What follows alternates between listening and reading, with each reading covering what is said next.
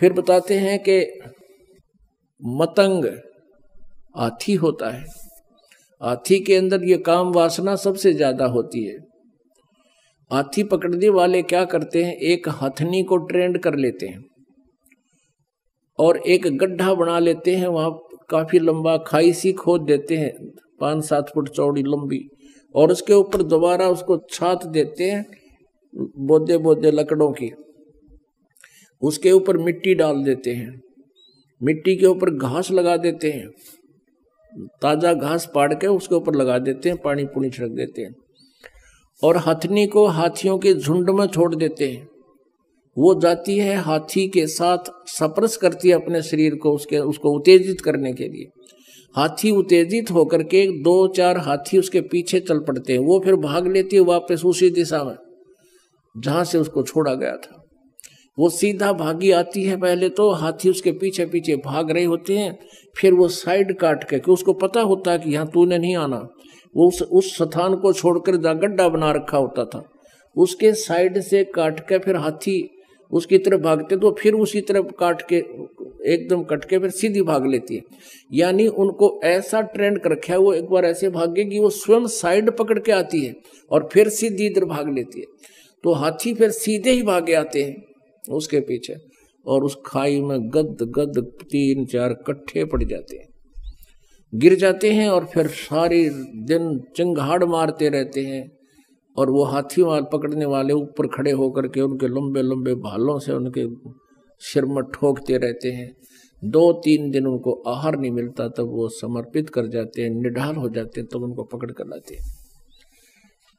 अब क्या बताते हैं, कुरंग मतंग पतंग सिरंग भरंगा इंद्री एक ठग्यो 30 अंगा।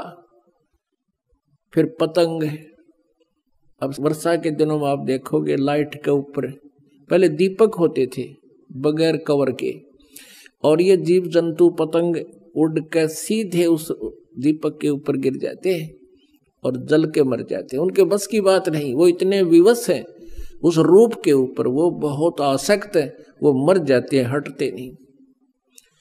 फिर बताते हैं कि जैसे शरंग कहे मछली ने, अब मछली पकड़ने वाला क्या करता है, एक लोहे के एक तार का कांटा बनाता है और उस कांटे में एक मांस का टुकड़ा टांग देता है, और उस हुक के उस कांटे के रस्सी बांध के और जल में डाल देता है, और मछली खाने के लिए एकदम ऐसा मारती है उस पर डंक, ऐसे उसको पकड़ लेती है और वो झटका देता है।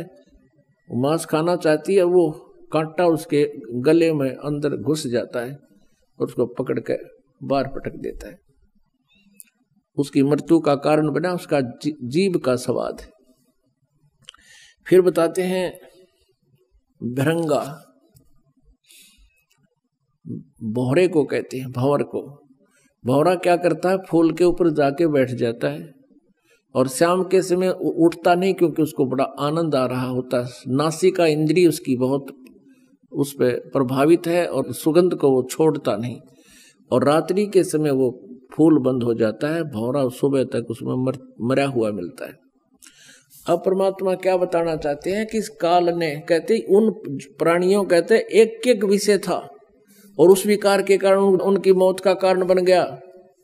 तुमरे संग पांचों पर कासा, योग युगत की झूठी आशा।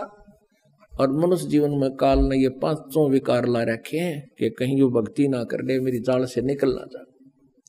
तो कहने का भाव ये है कि जो साधनाएं ये ऋषि महर्षि कर रहे हैं, उनसे ये विकार नष्ट नहीं हो सकते, ये नॉर्मल भी नहीं हो सकते।